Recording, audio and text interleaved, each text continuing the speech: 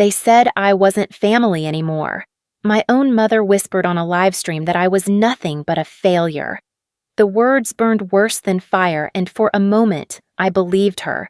But then I saw my stolen art flashing on screens, my name erased, replaced by someone else. That was when rage replaced shame. I had built something they could never touch. They thought they could cut me out, laugh at me, bury me. They were wrong. Tonight, they would walk into my world, and I would not be the one escorted out. I was 36 when the world finally knew my name. Not because of a grand gallery or a prestigious award, but because of a meme. My surreal creatures, birthed in late nights with too much coffee and too little hope, had spread across the internet like wildfire. People laughed, people gasped, some even cried, claiming my odd, distorted characters reminded them of dreams they once had as children. Overnight, I went from anonymous freelancer to the strange new voice of a digital generation, and yet none of it mattered inside the walls of my family's home. At Sunday dinners, the same ritual unfolded. My mother served roasted chicken, my father poured wine, and everyone smiled like actors in a play.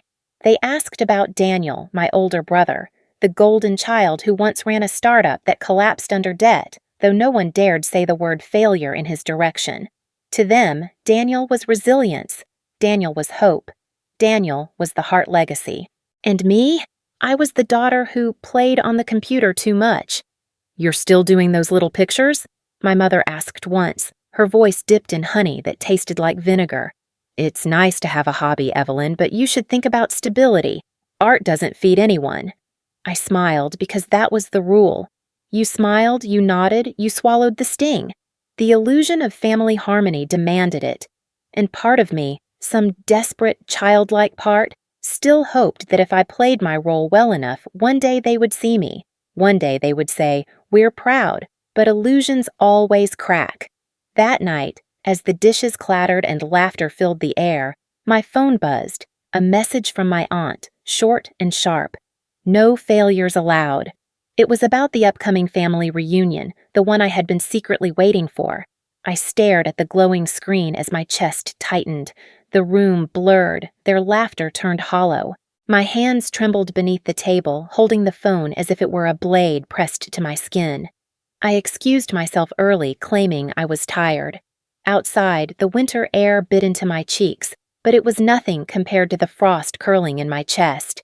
I walked blocks without direction, hearing my aunt's words echo again and again. No failures allowed. If that was true, then I had been exiled long before tonight. The next week, I buried myself in work. I told myself that art would numb me, that creating would save me. But shadows grew louder when the world went quiet. Daniel's name appeared in the papers again, not for his debts, but for some new advisory role my father had arranged for him through connections. The headline called him a visionary entrepreneur. My jaw ached from clenching. At the next family dinner, Daniel basked in their praise. My father raised a glass. "To Daniel, who carries our family forward." My mother's eyes glistened with pride. My cousins clapped, and I sat silent, invisible in plain sight. I wanted to scream, "I'm carrying something too. I've built something from nothing," but I didn't. I only sipped my water, bitterness coating my throat. Later, when everyone had left the table, I lingered in the living room. On the mantel, framed certificates of Daniel's past achievements lined up like medals. Failed ventures dressed in borrowed glory. My gaze dropped to a drawer my mother had once told me never to touch. Curiosity burned through my restraint. I opened it and found a stack of documents. My breath hitched as I read. Bank statements, transfers. My savings account, the one I had worked nights and weekends to build while balancing small commissions, had been drained years ago. The money had been signed over to Daniel's company. And at the bottom of the page, in neat looping handwriting, was my mother's signature. The world tilted. It wasn't just words anymore. It wasn't just cold shoulders or barbed jokes. It was theft. It was betrayal carved in ink. They had taken from me and given it to him, then dared to call me the failure. I sank onto the carpet, papers spread around me like shattered glass. My chest heaved. Memories surfaced. Every time they said Daniel deserved more, every moment they told me to support your brother, every smile that hid a blade, the puzzle pieces locked into place. I wasn't just neglected. I had been sacrificed. I pressed the contract to my chest, my mother's signature burning like fire against my fingers. For the first time, I felt the weight of something irreversible. The illusion of love was gone. In the silence of that empty room, the truth rang louder than any insult. I was never meant to belong. The betrayal spread faster than my memes ever had.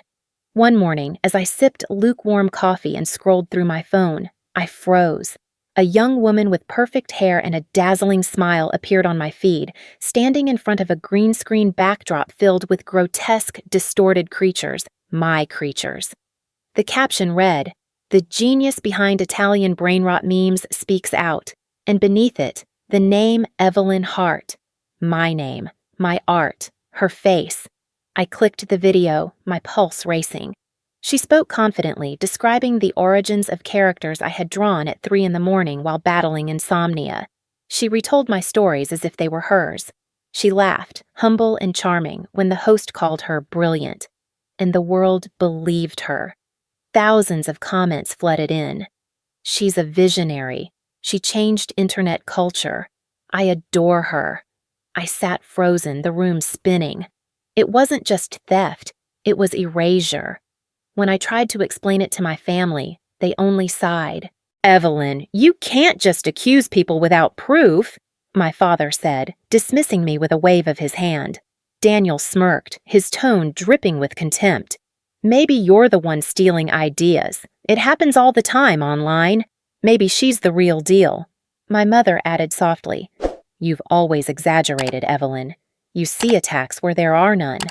Their words sliced deeper than the imposter's lie.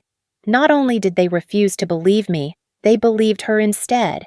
My identity had been hijacked, and my family helped bury me under the rubble. Days later, I discovered the final insult, the official invitation list for the reunion.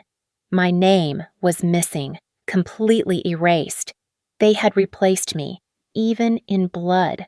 The poison had spread so far that when I confronted them in our family group chat, the response came swift and cruel. "Daniel, she's embarrassing us. Mother, maybe it's best she doesn't come. Father, let's not argue. This is for the family's image." I stared at the glowing screen, the words a verdict I had always dreaded but never fully believed. I was no longer part of them. My phone buzzed again. A private message from my cousin Claire. "Turn on Channel 8. Now." I fumbled for the remote. The screen lit up with a live interview. There she was, the imposter, smiling under the spotlight. She wore a silk dress, elegant and effortless, speaking about her artistic vision with words that were mine, stolen verbatim. The host leaned forward. "So, Evelyn Hart, what's next for you?" She smiled. "An international gallery is interested in showcasing my work." I gasped, bile rising in my throat. The world applauded her while I sat in silence, invisible in my own skin. The walls of my apartment pressed in around me, suffocating. My chest ached as if the air itself conspired against me. For the first time, I wondered if maybe they were right. Maybe I really was nothing. But then the phone chimed again. This time, a group chat notification. My family's chat. I wasn't supposed to see it, but Claire had forwarded the screenshot. "Daniel. She's pathetic. Always crying victim. Mother. She's embarrassing us. Father. Let's not waste time. Focus on Daniel. He's our pride." My eyes blurred, hot tears spilling freely. The word embarrassment blazed on the screen. That was who I was to them. A burden. A failure, a stain. I slammed the laptop shut and collapsed onto the couch, sobs shaking my body. For years, I had endured their dismissals, their subtle cruelties, but this was different. This was final. Daniel had already begun rewriting the narrative. At a dinner I skipped, he told everyone that his startup had failed because I refused to help. He told them that if I had invested more of my savings, he would have succeeded. My parents didn't correct him. They nodded, complicit in his lie. I tried to breathe, tried to steady myself, but despair wrapped around me like chains. The imposter was thriving, my family had disowned me, and Daniel had made me the villain of his story. The silence of the apartment grew unbearable. I pressed my palms into my eyes, willing the world to disappear. For a long moment, I considered letting go of it all, disappearing into nothingness, the way they had always wanted. And then, in the middle of my collapse, the laptop hummed. A new email pinged. I dragged myself upright and opened it, expecting another bill or spam message. Instead, the subject line glowed like a flare in the darkness. Invitation, International Digital Art Gallery, Berlin Showcase. My breath caught. The message inside was real.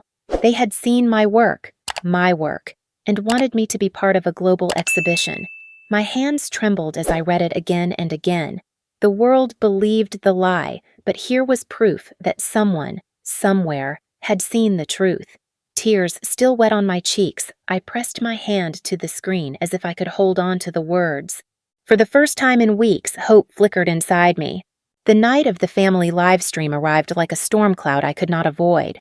I told myself not to watch, but my hands betrayed me, opening the link my cousin had sent. The screen filled with familiar faces. My parents, Daniel, aunts, uncles, cousins, all gathered in the same living room I had once called home. They laughed, passed wine glasses, spoke about the reunion as though it were a coronation.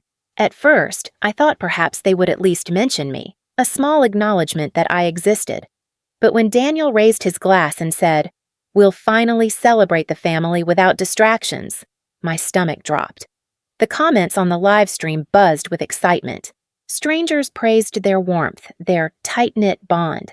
I wanted to scream that it was all performance, a cruel illusion, but the screen offered no mercy. Then it came, the moment that shattered what little remained inside me. My mother leaned toward the camera, her smile practiced, her tone sweet as poison. "She doesn't belong to this family anymore," she said. For a heartbeat I couldn't breathe. The words echoed louder than any insult, heavier than any betrayal. Not just forgotten, not just mocked, disowned. I stared at the screen, waiting for someone, anyone, to object. No one did. Not my father, not Daniel, not a single cousin. They nodded, they smiled, they drank. The verdict was unanimous. The world spun. My chest tightened, panic rising like floodwater.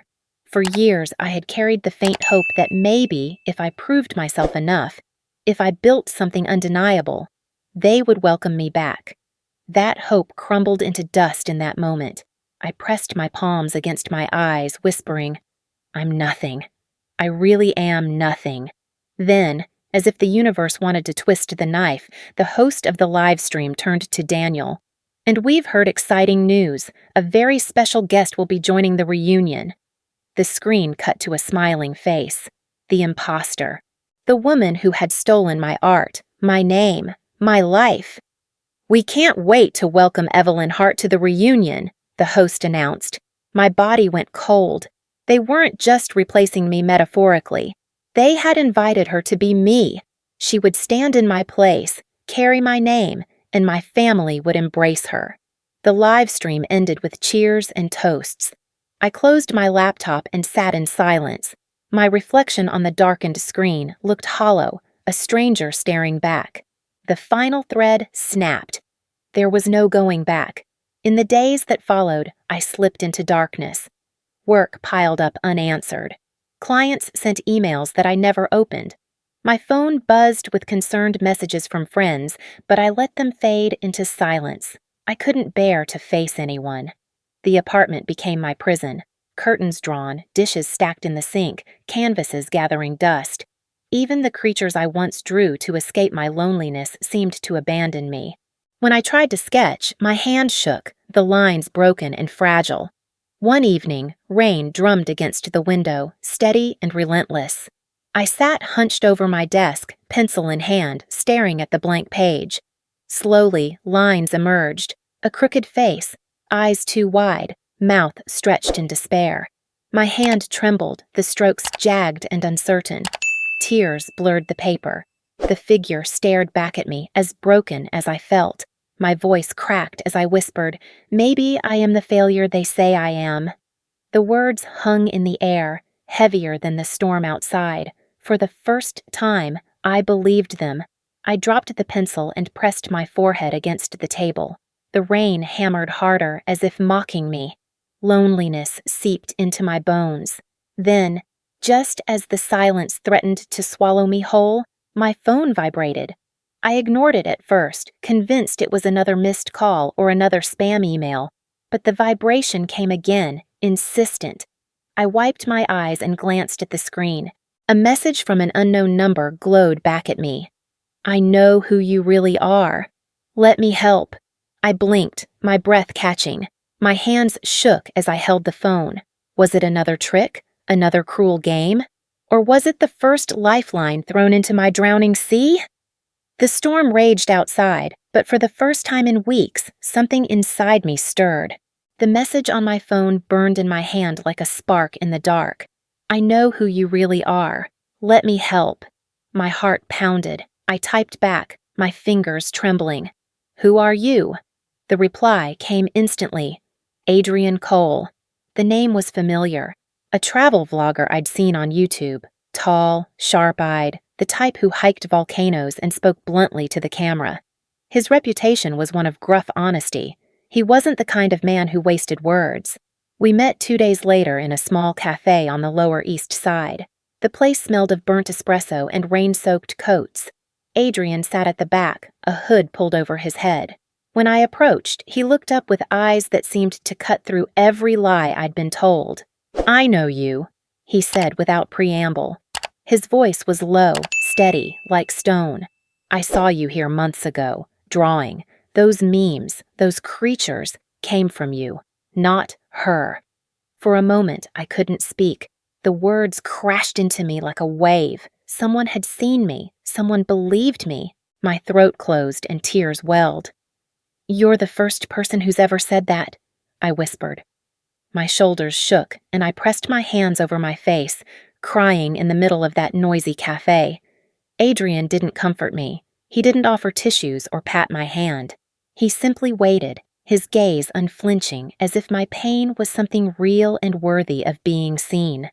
When my sobs quieted, he leaned forward. "I have a plan," he said, "but it's risky. Are you in?" The words hung in the air like a fuse waiting to be lit. That night, I replayed his question over and over. Risky, dangerous. But what else did I have left? They had stolen my name, my art, my family. If I didn't fight back, I would vanish completely. We began the counterattack quietly. Adrian showed me how to organize my files, how to prove ownership in ways no imposter could dispute. Together we pulled timestamps, metadata, raw sketches from old hard drives. He made me screen record every layer of my process. "This is your fingerprint," he said. "No one can fake this." For the first time in weeks, I felt a strange fire inside me. Rage, yes, but also purpose. I wasn't just a victim. I was preparing for war. Then came the email that shifted everything. The Berlin Gallery. They wanted me, not the imposter, for their international showcase. Adrian urged me to accept. "If the world sees you in that spotlight, it'll be harder for her to keep lying." But he also had another idea. "Your family reunion," he said. "It's being hosted at the Hart building, isn't it?" I blinked. You know about that?" "I know more than you think." He smirked, the first crack in his stony demeanor. "I did my homework. The Hart building, my building, the one I had quietly purchased years ago through my company. They didn't know. They thought it was just another luxury hotel. What if," Adrian continued, "you let them walk into that building full of pride, ready to flaunt their perfect image, and then you make the truth impossible to ignore?" The idea took root inside me, fierce and intoxicating. For once, I wouldn't be the one exiled. They would. We spent nights drafting the plan. evidence compiled into a portfolio, copies saved to multiple hard drives, a gallery ready to unveil my work on the same day as the reunion. Every detail calculated. One evening, as I sat at my laptop, the glow of the screen reflecting in my tired eyes, I saw it. A photo of the Hart building at night, the letters of my name illuminated across the glass tower. Evelyn Hart. My name carved into the skyline.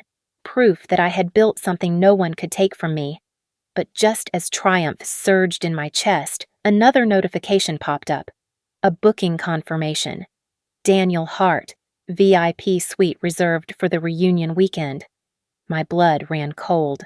He was walking straight into my world, and he still thought he owned it. The game had changed. The morning of the reunion dawned bright, the glass facade of the Hart building catching sunlight like a blade. I stood in the upper lobby, watching staff set tables with gleaming silverware, floral arrangements placed with precision. The hum of preparation buzzed around me, but inside I was calm. For once, I was not the outsider waiting for an invitation. This was my domain. Through the tall glass doors, I saw them arrive. My family spilled out of sleek cars, Daniel in a tailored suit, my parents dressed in designer clothes that screamed borrowed wealth. They carried themselves like royalty, heads high, smiles polished for the cameras. Photographers gathered, local press snapping pictures of the prestigious Hart family reunion. They walked through the lobby without a glance at the staff as though they owned the place. My chest tightened, but I forced myself to breathe evenly. Let them bask in the illusion. Their reckoning was only moments away. At precisely 7 o'clock, the lights dimmed. A hush fell over the guests as a spotlight illuminated the main wall of glass. The letters lit up in gold, bold and undeniable. The Hart building. Evelyn Hart. A ripple of confusion moved through the crowd. Whispers turned into gasps. My parents froze mid-step. Daniel's face drained of color, then flushed with rage. I walked forward from the shadows, my heels clicking against the marble floor. My pulse thundered, but my voice was steady when I said, "Welcome to my building." The silence was deafening. Every eye turned to me. For years, I had been invisible. Tonight, there was no hiding. My mother's lips parted, but no words came.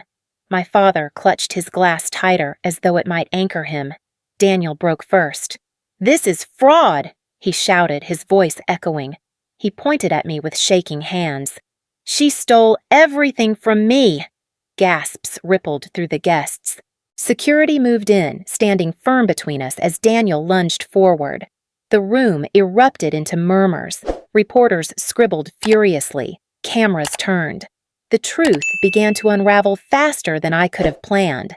Guests whispered about Daniel's failed business, about the rumors of money gone missing. A journalist in the crowd asked, "If this is her building, Mr. Hart, then what exactly have you built?" Daniel's composure cracked. He stammered, eyes wild. "She took my money. She ruined me." But then, like a domino falling, the imposter appeared at his side. The woman who had stolen my name, my art, my identity. Her heels clicked nervously, her face pale under the bright lights. A murmur swept through the crowd as someone recognized her. She wasn't an artist. She wasn't me. She was a small-time actress Daniel had hired years ago for promotional videos. The mask slipped. Someone shouted, "She's not Evelyn Hart." Another voice echoed, "You lied to everyone." The imposter's eyes darted, panic spreading across her perfect smile. She tried to speak, but the noise drowned her out. The story collapsed in real time, the family's lies unraveling under the weight of exposure. My parents clung to each other, eyes wide with horror. They had no script for this moment. For years, they had built their image on Daniel's illusion, on my silence. Now, with the truth illuminated, there was nowhere to hide. In the corner, I saw my younger cousins. One girl, no older than 12, pressed her hands over her mouth, tears streaming down her face.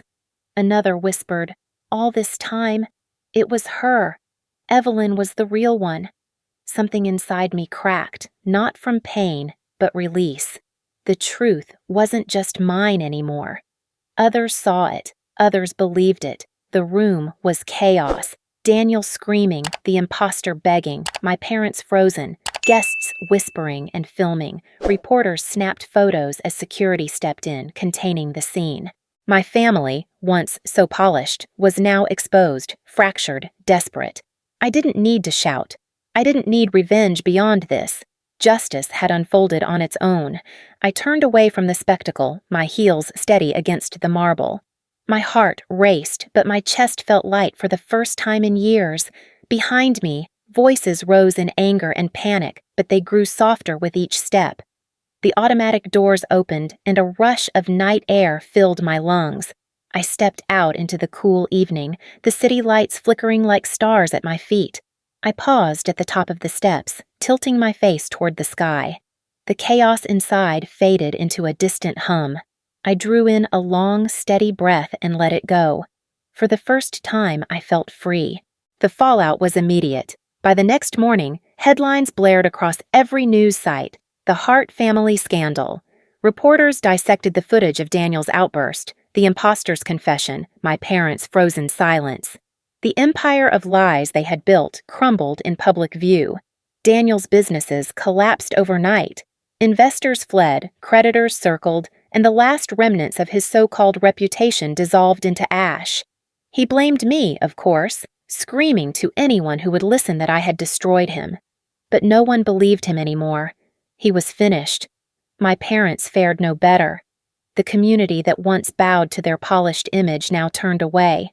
Invitations vanished. Old friends stopped calling. They had been exposed as enablers, willing to sacrifice their own daughter for the illusion of success. Their silence had condemned them as much as Daniel's lies. Meanwhile, my world blossomed. The Berlin Gallery announced a full-scale exhibition of my work, the largest showcase of meme art ever attempted. Critics who once scoffed at digital culture now wrote essays praising my ability to transform absurdity into modern mythology.